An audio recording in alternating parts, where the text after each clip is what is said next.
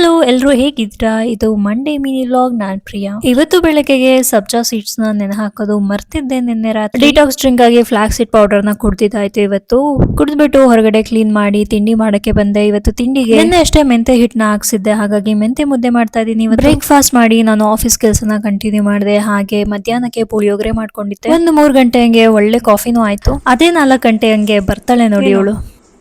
ಏನ್ ಬೇಕು? ಹಾಂ, ಆಯ್ತಾ ನಿದ್ದೆ ಆಯ್ತಾ ಬೆಳಗ್ಗೆಯಿಂದ? ಹಾಂ, ಏನು ಬೇಕು ಮಗಳಿಗೆ? ಹ್ಞೂ, ಕೂತ್ಕೋ. ಏನು ಬೇಕು ಹೇಳು? ಸ್ಪೀಕ್. ಹಂಗಂದ್ರೆ ಏನು? ಹಾಂ, ಸರಿ, ನಡಿ ಕೊಡ್ತೀನಿ.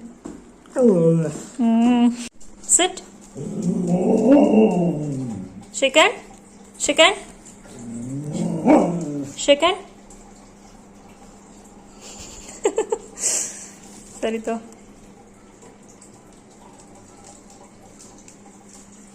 ಇಲ್ಲಿ ಬಾ, ಕೂರ್, ಸಿಟ್.